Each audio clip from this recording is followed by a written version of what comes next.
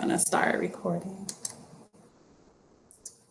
Okay, so we just introduced ourselves, but we have a special guest with us also who will be joining us for this presentation. So go ahead and introduce yourself, Laureen. Hi, my name is Laureen Neubarth, and I am the elementary social studies resource teacher. And as you can see on the screen, you can also follow us on Twitter. So if you haven't done so already, you can join us. We post professional development opportunities, events leading up to our Summer Institute, important articles, things of that sort. So if you have a Twitter account, please follow us.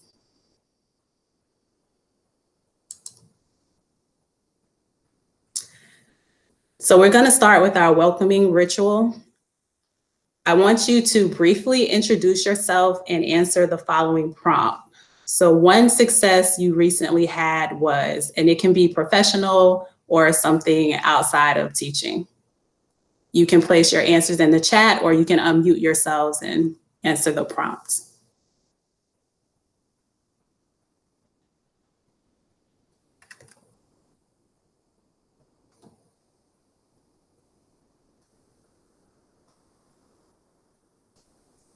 And I'll start. I'll tell you, a success I had was just making it to Thursday. It's been a hectic week, and I'm glad that I made it this far. So that's a success for me. Anyone else would like to share? Yeah, I share. Mine is cutting back on his online shopping. Oh, yeah. I just returned, so I'm proud of myself. And I'm cooking a lot more, so I'm getting to be a better cook. Cool. That's a goal of mine also, exploring new recipes, out of the usual. Yeah, that's a good one. Anyone else would like to share? Hi, I'm Alexandria. I'm with the Department of Early Childhood Education. So one success within our department with our coaching specialists and technical assistance specialists, we are having bi-weekly conversations about race. So that's been great that they've been keeping it on the table in the midst of all the fires going on. Excellent. Excellent. So we'll move on if there's no one else. Okay, we start all of our presentations off with educating people about Florida State Statute 1003.42. And this is a foundational piece to what we do and to our work.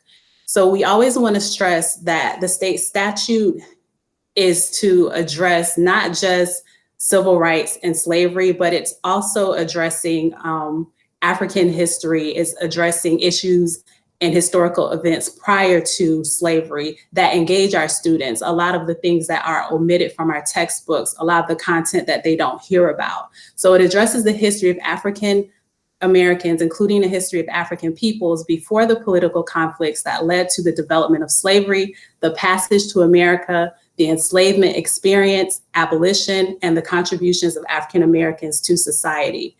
Instructional material shall include the contributions of African Americans to American society. And is there anything else you want to add, Brian, in regards to that?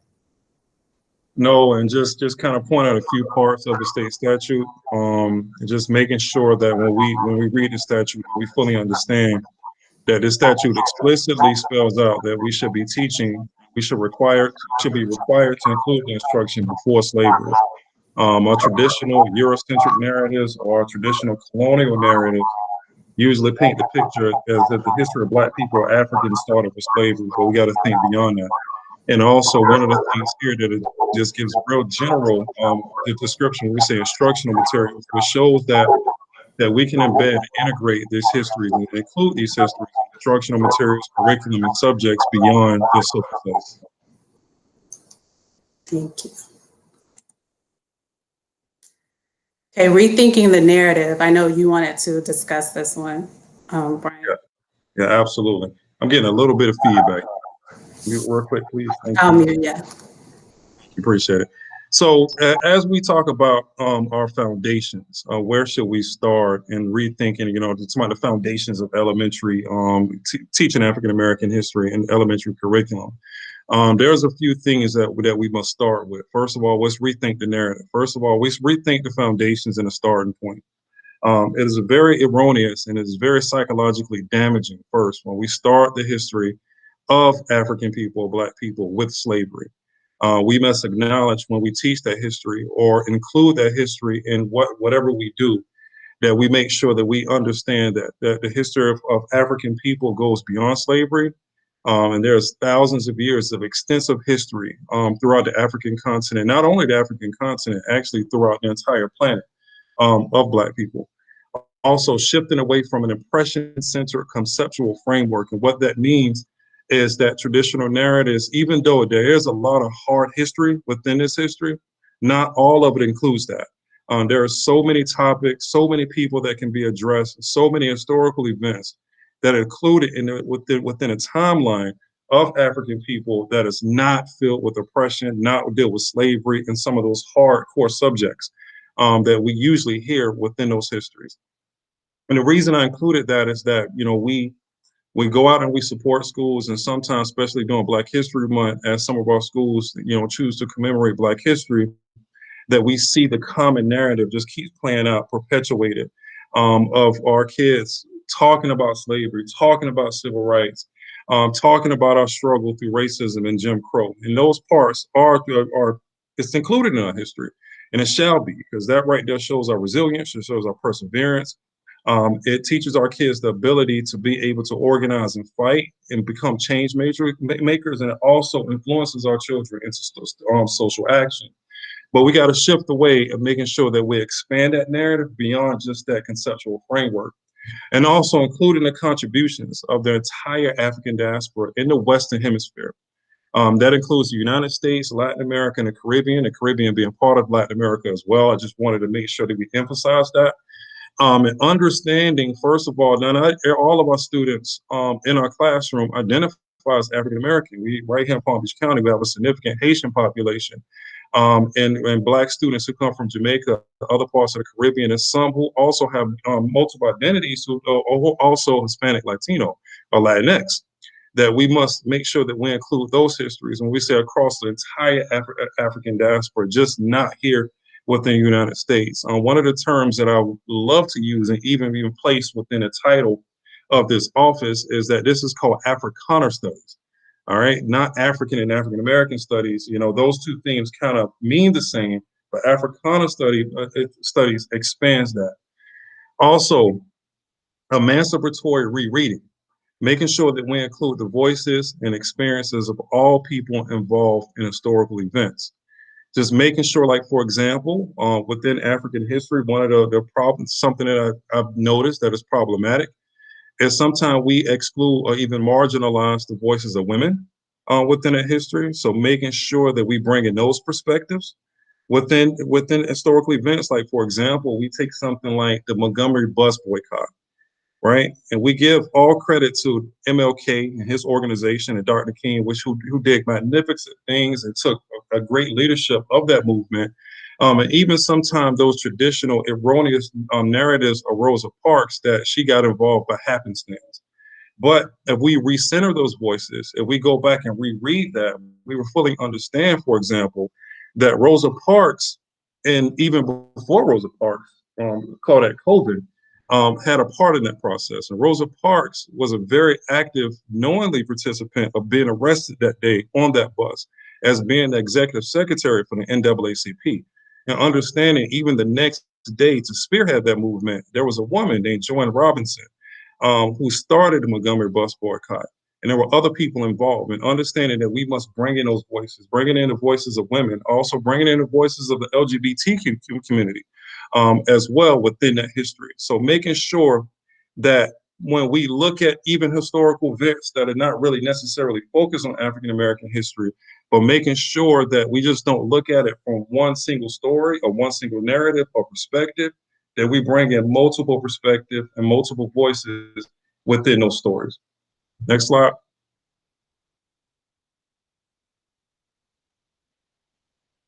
And also when we talk about rethinking our approach, all right, I'll always say you can have the dopest and greatest curriculum ever. You have the greatest instructional materials, but you can completely destroy it with your pedagogical approach or your instructional strategy. So we always say rethink the approach and just kind of think about this. First of all, that teaching the history does not only benefit Black students. Sometimes we have that common misconception as if I don't have this particular demographic within the classroom, that I don't have to teach it or include it.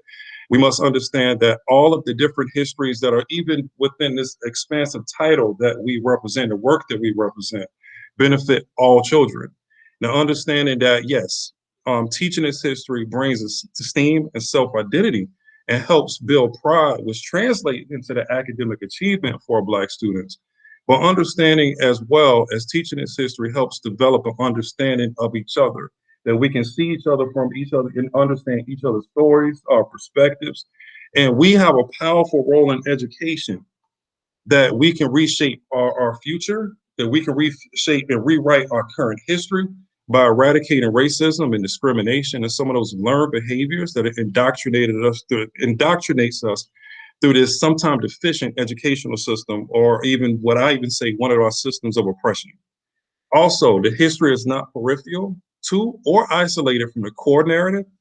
Like, for example, you have a core narrative that is usually taught, and then we say, here's the African-American portion of it. Like, for example, the Tuskegee Airmen was just not like this separate part of World War II. That is part of the history of World War II. This is not this separate peripheral part that we're going to teach. This is what happened, and here go Black people and what they've contributed. So we must understand that African history is world history, African-American history is American history. That is part of that same narrative. It's not separated from the narrative. We're going to teach World War I and talk about the Harlem Hellfighters. The Harlem Hellfighters were part of World War I.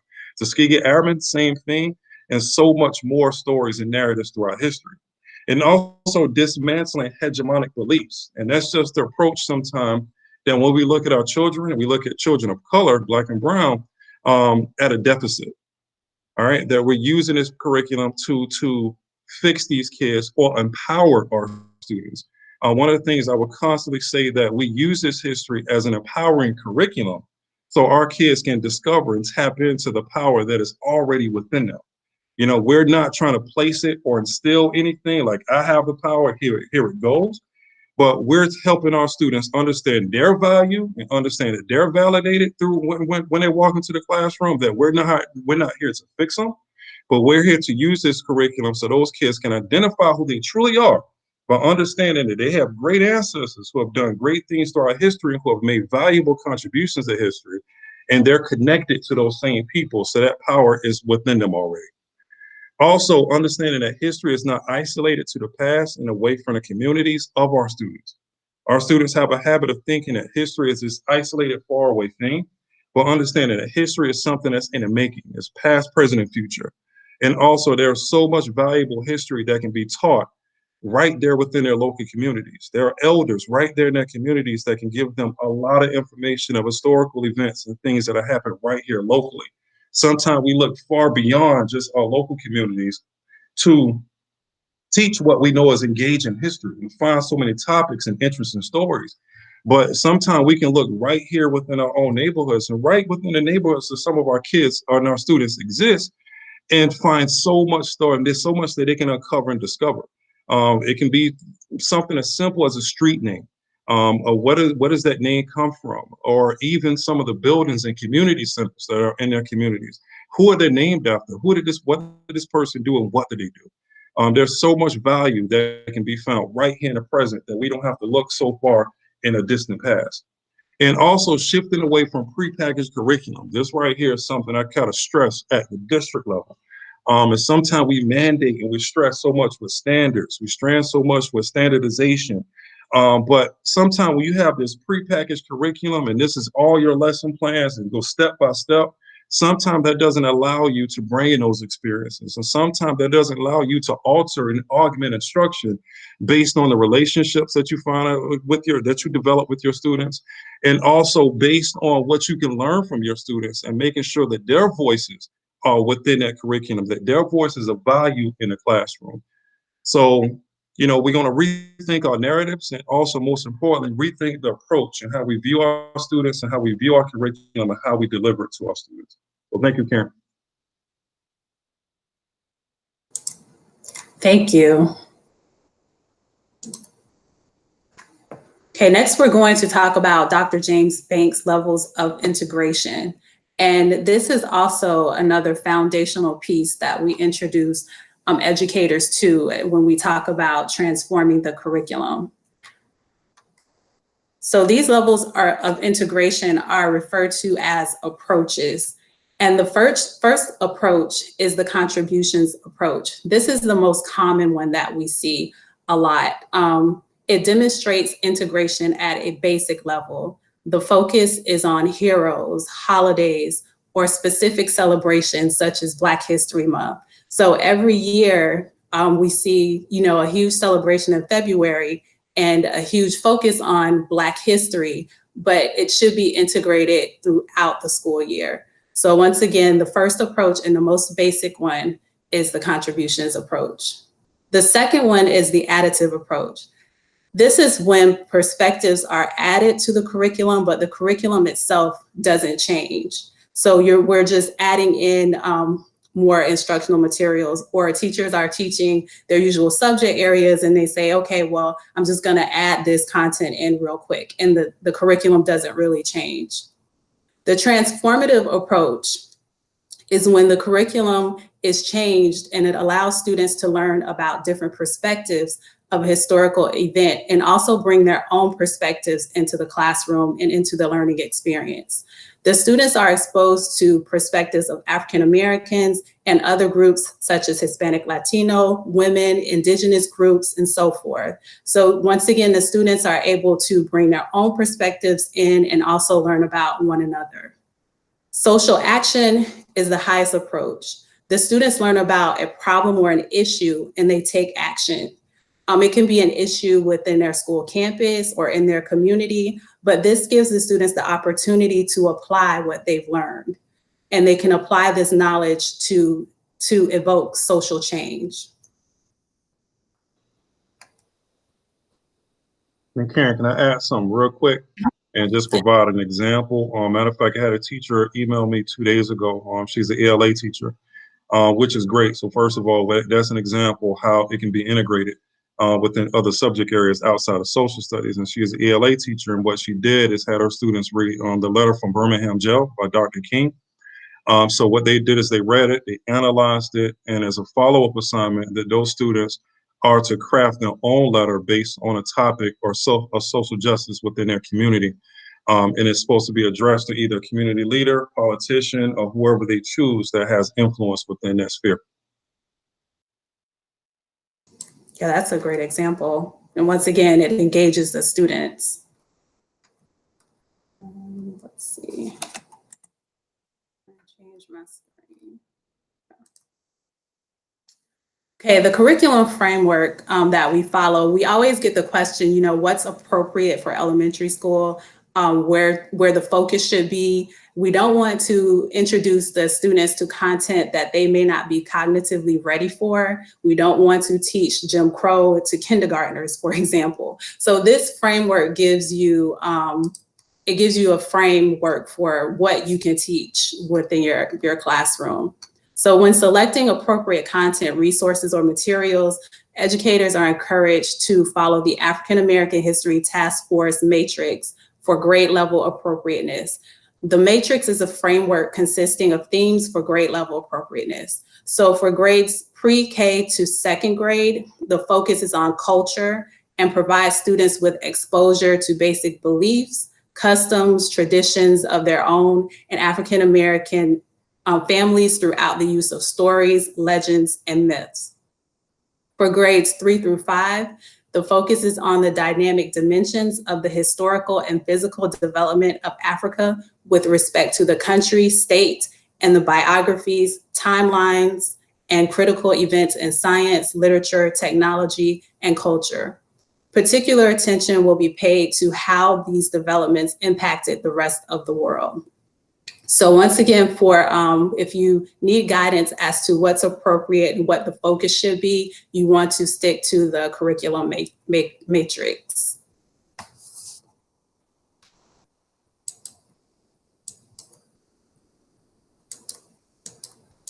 So just as a recap before we move on,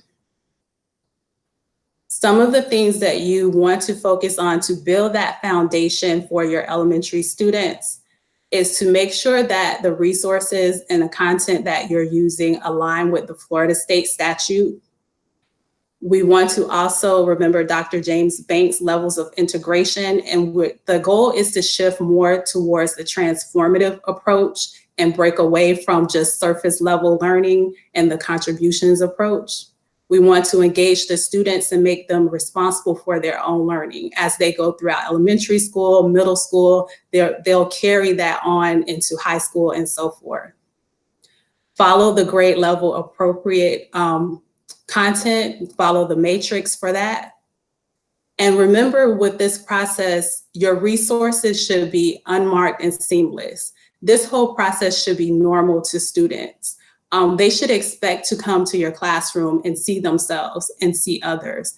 They should be able to see themselves in your classroom environment, like on your walls. What type of content do you have on your walls? What type of books do you have in your classrooms? How do you interact with your students? Do you build relationships with them? So this should all be a culture shift as well as curriculum and content shift.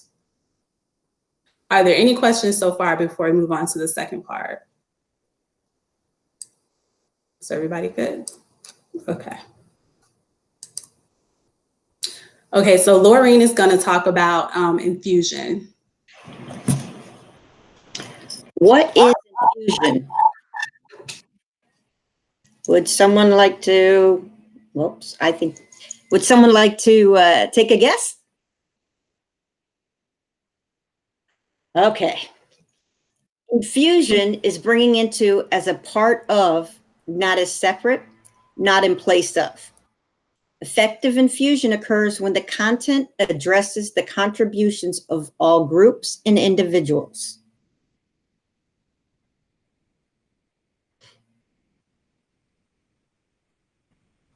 Okay, would you infuse an African-American culture into this kindergarten lesson, with the objective being students will recognize that people have jobs in order to obtain their needs and wants? Think about that.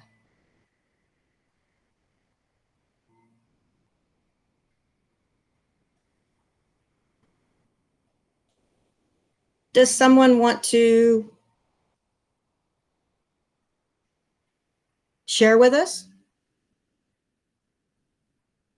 Yes, thank you. For me, it would just be about representation. So you might have the doctor, the lawyer, the teacher, the sanitation worker, but they are of varying races. So versus everyone being white in those jobs, then for a Black student, that's like, okay, I guess that job isn't for me because there's no representation. So at the kindergarten level or pre-K level, it would just simply be having different races in those jobs. Absolutely, absolutely. Anybody else? Okay, so basically you're going to talk about money, how people earn money to gain their needs and their wants. And like you so nicely put, you're going to introduce all different kinds of jobs with different types of people. What about also bringing up the word inventor? African-American inventors. You had to go in and find something that someone doesn't have, and they invented something to earn money to meet their needs and wants.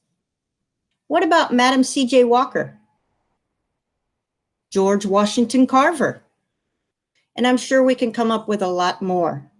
So that's a different way that we can bring it in to that economics lesson.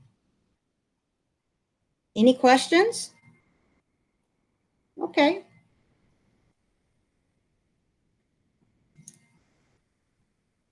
How has Palm Beach County identified integrated African and African American history into the curriculum? Next.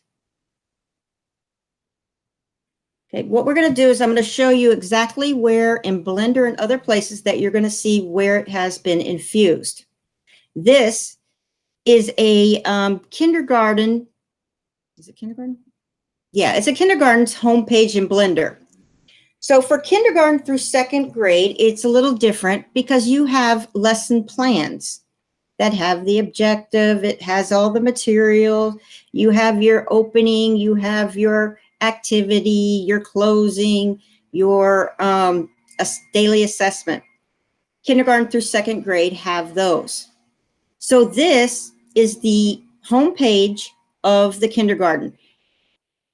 African American or 1003.42H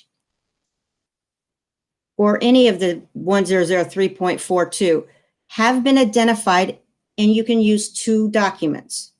The first document, go ahead, is by units. For the unit document, it will show exactly what unit that has the integration or the infusion. The next document are lesson plans. This lists the lesson plans that you will have this infused into that lesson. These are where you check off. So you really want to make sure you do these. You wouldn't want to just pick and choose because they do have, they build on each other. So this is where you would go to find out if it meets that standard or that indicator. Next, please.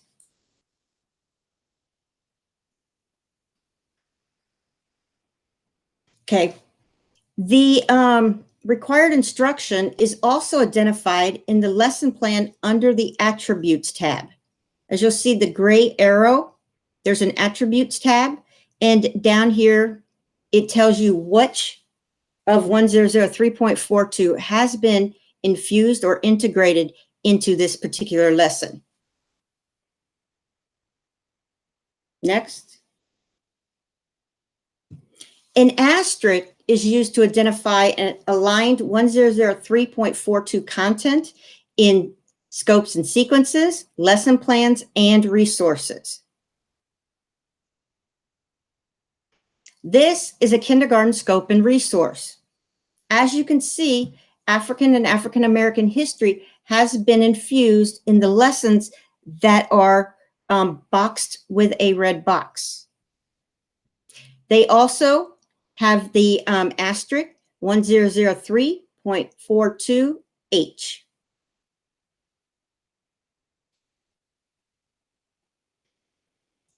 The required instruction is also identified in the lesson plan under the Design Elements tab. That gives you your standard, and it also gives you your required instruction.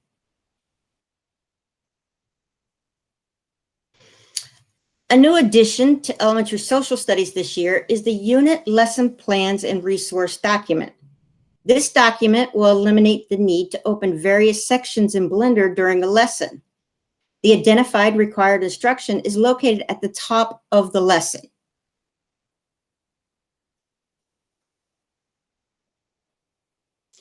Now, third grade through fifth grade utilizes open educational resources. An open educational resource is something that is freely able to use. It can be anything from a video to a lesson plan to actually a whole course. And many places and many organizations give these and put these online for anyone to use. Even NASA, any of those places, as long as you can use it and it's free, these are open educational resources. Now, in grades 3 to 5, we have a plethora of social studies resources. The open education charts contain lesson plans, reading passages, brain pop videos, discovery education videos, interactive activities, and additional resources. And they're all next generation Sunshine State Standard specific. This is a Blender homepage for 4th grade social studies. The gray arrow points to the identified Florida required instruction documents. As in K2, you had the units and the lesson plans. 3 to 5, you have units and the OERs. This is the same as the units. Okay. Then you have the OERs. You have the unit, and then you have the OERs that are associated with the next generation Sunshine State Standard. So you'll see the asterisk where these are infused with 1003.42H. And again, we do use that asterisk to denote that. This is a 4th grade scope and sequence. As you can see, there are many lessons that are infused with African American.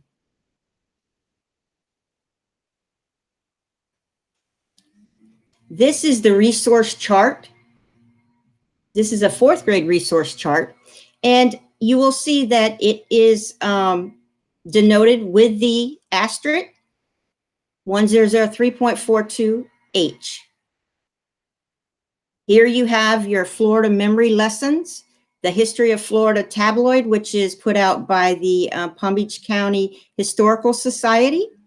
You have different lessons that have been researched or open educational reading lessons. You have different reading passages.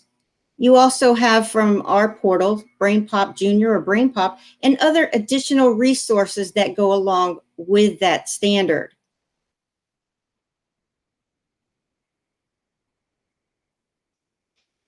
This is the 4th grade unit lesson plans and resource document.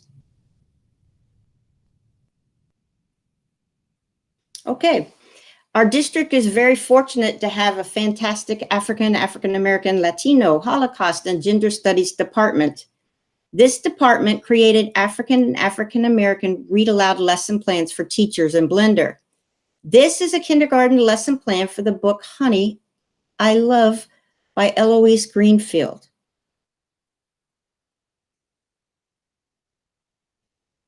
This is a 4th grade lesson plan for the book Freedom School, Yes, by Amy Little Sugar.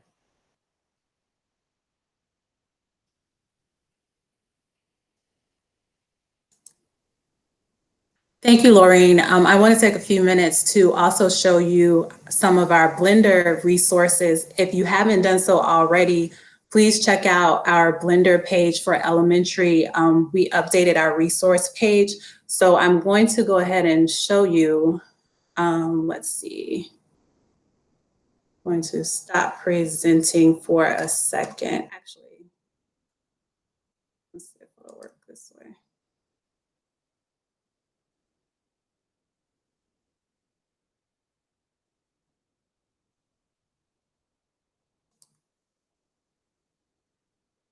Okay, it worked.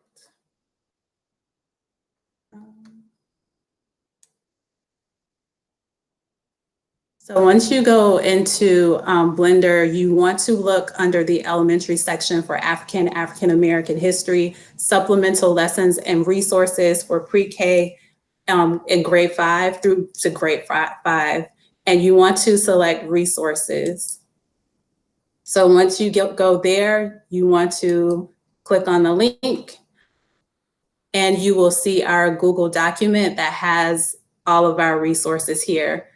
And as Laureen mentioned, we have our read aloud book list with all of the read alouds available there. It's just a list of them. In order to see the lesson plan, you have to go into Blender to see the actual lesson plans. So for pre-K to 2nd grade, some of the materials consist of like blackpast.org. The reason why I put that there, we use this a lot throughout various grade levels. is that teachers, even on the elementary school level, you can use this to learn about contributions of African American people.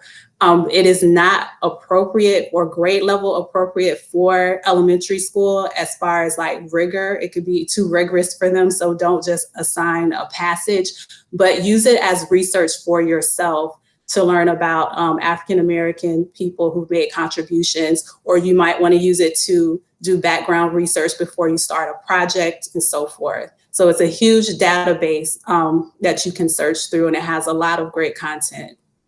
It consists of timelines, excuse me. It has a mentoring page that walks you through the website itself. It consists of museums, a list of museums that have possible virtual field trips and so forth. So that's a great source. A lot of you already know about Education World or Epic Books. The Education World link has a great project where students can create an ABC book off of famous African American people or people who've made contributions. So even like at the kindergarten level or something that simple can engage kids in the content. NEA is a great resource. As Laureen mentioned, Florida Memory is a great one to help with fourth graders and Florida history, and we'll get to that in a second. PBS Learning Media consists of a lot of field trips. This is a great way to integrate the culture part that was mentioned in the curriculum matrix before. There are field trips that teach about African dance, African drum. There's also a little cartoon, the Xavier Riddle in the Secret Museum. I know my little one loves that cartoon, and it talks about Zora Neale Hurston and things of that sort. So grades pre-K to second grade, that's a great source. For YouTube, Sankofa Read Aloud is excellent if you want to preview a book that you might be researching that you want to integrate into your classroom. Let's say you might have a book that's not on our Read Aloud list, but maybe it's in your library. Sankofa Read Alouds has like almost every read aloud book you can possibly think of in regards to Black history. And you can just click on the link and she's reading the book to you. So you can kind of preview the text before you give it to the students. And of course, Scholastic and National Geographic Kids are great resources as well. And for grades 3 through 5, again, we have Black Past, Florida Memory for fourth grade history, for Florida history, Epic Books again. And Brain Pop is one that I also want to point out, because the content of Brain Pop sometimes can be inappropriate for your little ones, especially like pre-K to third grade. We always want to preview everything that we give our students. So as educators, please don't get in the habit of just going into Blender and selecting something and showing it to the students and thinking that it's appropriate. Please review it first. We have reviewed all of these videos and vetted this content thoroughly, but you know your students better than we do. And some of the Brain Pop videos might be a little bit too graphic. So please preview that content before you show it to your students. And I was just going to just chime in on that real quick. And just like you said, you have some real sensitive topics that sometimes are addressed within that. I know that you all in this room are great teachers and educators that put in the planning, put in the time to prepare a lesson. But as you can kind of go back to your colleagues, just make sure that when it comes to this, just preview the content, just don't show it on a whim. And just like Karen said, that you all have those relationships and those personal connections with the students that we don't. So you can use your discretion and also make sure that that you do all these things in alignment, not only with the statute, but also with the instructional matrix. Mm-hmm. And as you can see, I also put an asterisk next to the ones that I thought were, that contain sensitive content. So definitely look out for those. NASA, as Laureen mentioned, is a great resource to integrate in science and math and in that STEM aspect. TED Ed is a great one for this age group with a lot of short video clips such as Benjamin Banneker, Henrietta Lacks, Mansa Musa, people of that sort. You can find great short videos that you can engage your students with. PBS Education, once again, is a great resource. And I think that's for ELA, another one I want to point out. If those of you who like to do poetry in your classrooms to engage your students, poetry.org is an excellent source as well. Exploring Africa has lesson plans on it, but once again, you want to review them. They may be a little bit too rigorous for ELA, but I'm sorry, for elementary, but they can be tailored to elementary. So these are just a couple of the resources that we've added so far.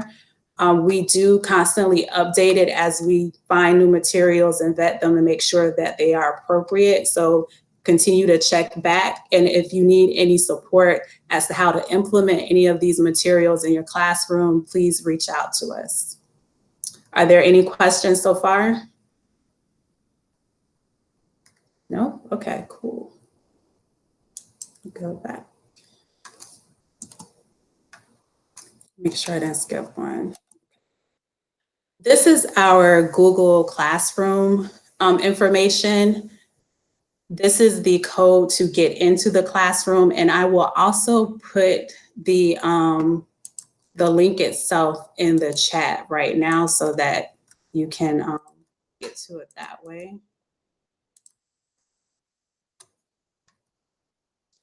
But on our Google Classroom, you'll find the state statute in its entirety. We have videos from our past summer institutes from our office, both the Hispanic Latino and also the African American Summer Institute. Remember that the resources that you utilize in your classroom can be accessed through Blender. We also have a website on the Palm Beach County School District webpage that has resources on it as well, and you can check those out.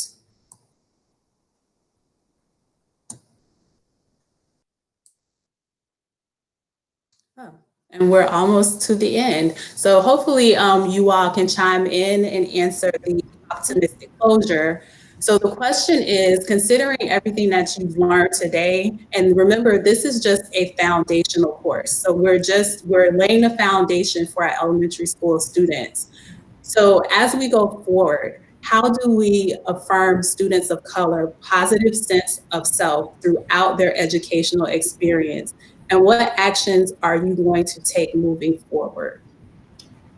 Hey, Karen, I just wanted to say that link to the Google Classroom doesn't seem to be working. Okay, let me try something else.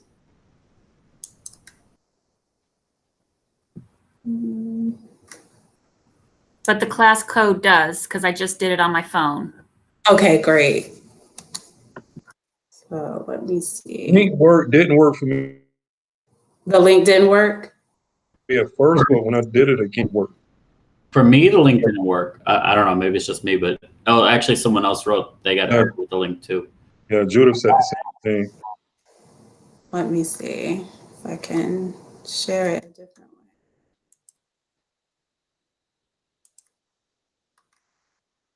But in the meantime, would anyone like to share out regarding the optimistic closure?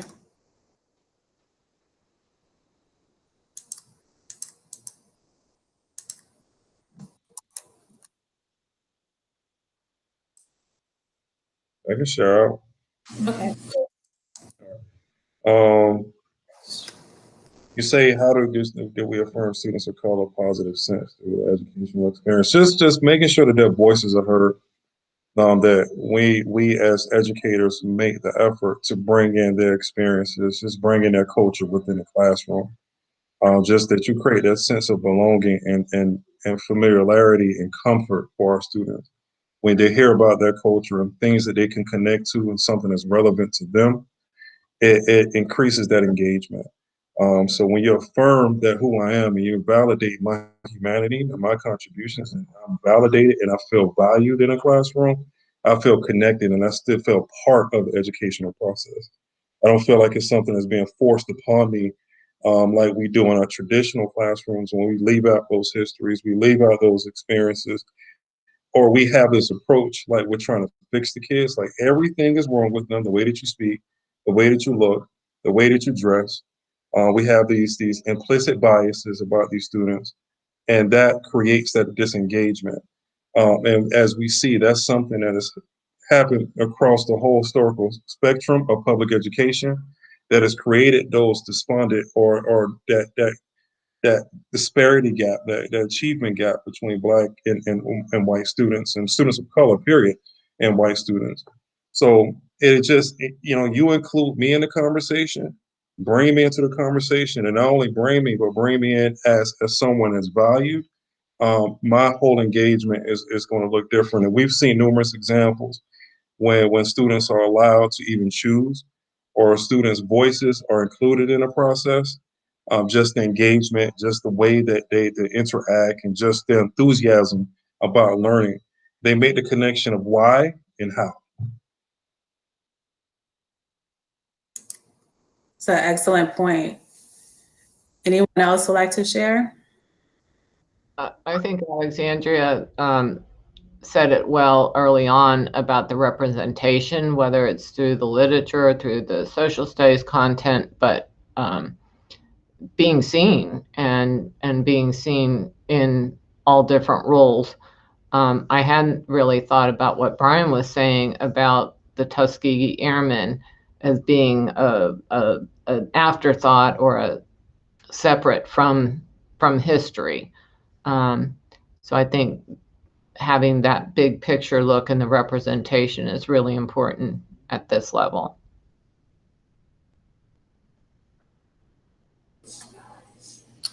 For me, I'm going to take some time to go through the resources that are available and share them with my colleagues, and kind of put some things together to share with our teachers. And we just implemented a new curriculum in some of our classrooms. So just kind of seeing where we can put those resources into each unit.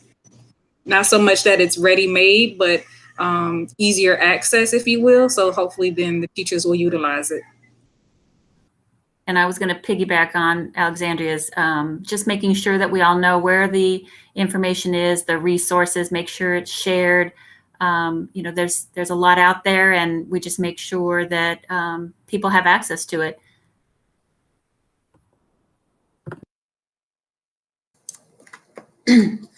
Thank you.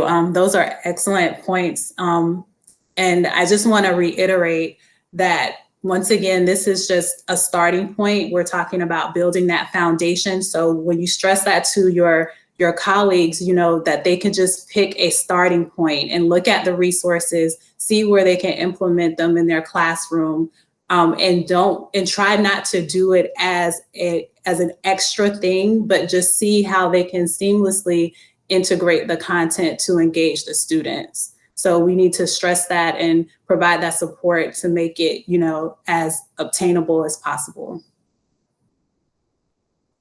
Are there any other comments or suggestions? No, it's the end of the day. Well, if not, we thank you all for joining us this evening. Thank you for your time. We hope that you learned something. Please don't hesitate to reach out to us. And I think I'm going to put our contact information back up just in case you missed it. If you need any other direction, any resources, any support, please contact us. Thank you. And also, please don't hesitate to contact us. And also remember, if you haven't registered to e-learning, just make sure to complete the survey and follow-up activities so you can receive the in-service points. I know we kind of cut it early, but still, you'll still get the same amount of points that is listed on e-learning. Since it was a small group and it's after work, we wanted to kind of wrap it up early anyway, because we want to just kind of shut it down just as much as y'all do. But just make sure that you do all of those things to receive the in-service points. When we say please reach out to us, we really mean that as supports. Also, I think it's going to be recorded, so I think I'll probably even post this on our YouTube channel. or even if you just request this presentation again, if there was something that was said that you want to kind of go back to, or something that you want to view or reference as well. Oh, and one last thing, Fernelise, did you want to plug your PD for Saturday? Hi, sure.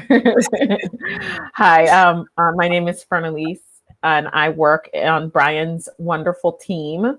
And we are doing a part one of a series about social justice. And we're calling it Conversations About Social Justice. And we definitely want to make sure that the elementary side of the curriculum is included in that conversation. So our first one is this Saturday from 9 to 11 a.m. And you can search it in e-learning. You could either type conversations or social justice. I just double checked on that.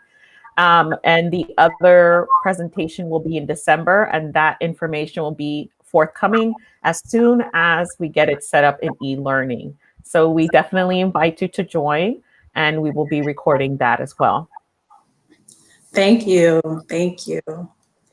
Okay, everyone, have a great evening, and we'll speak with you again soon. Bye-bye.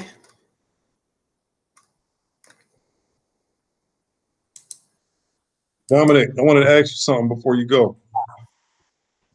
Okay,